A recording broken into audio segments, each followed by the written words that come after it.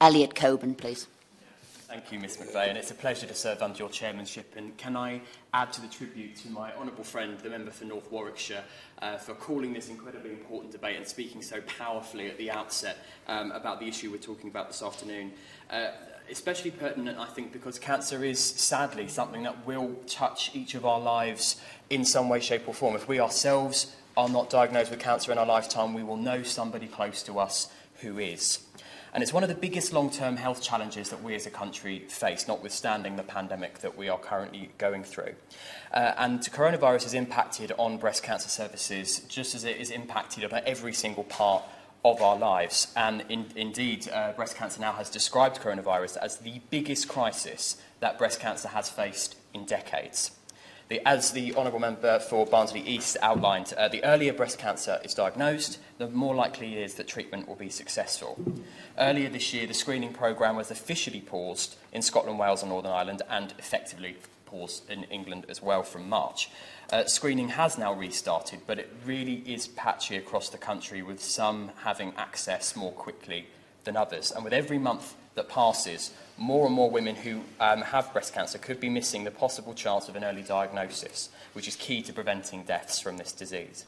Now, as my honourable friend for North Warwickshire pointed out, it is estimated by breast cancer now that nearly 1 million women requiring screening are currently waiting across the United Kingdom, and around 8,600 of these women could be living with undetected breast cancer. And this has been exemplified in my own Carshalton and Wallington constituency.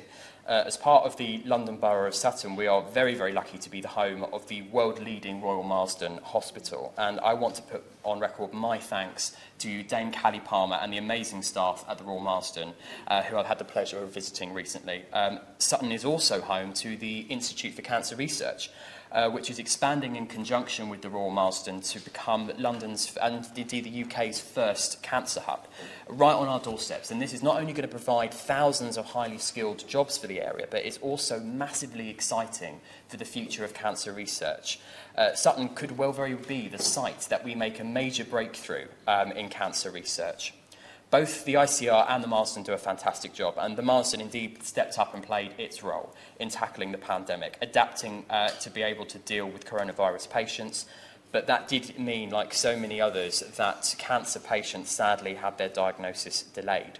So I think most importantly, it is about ensuring that in this second national lockdown, we don't see those services paused again.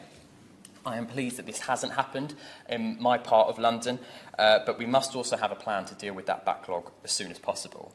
The NHS long-term plan, I think, is ambitious when it comes to cancer, and was something that I was working on when I was in the National Health Service. But there were challenges dealing with the cancer strategy even pre-COVID.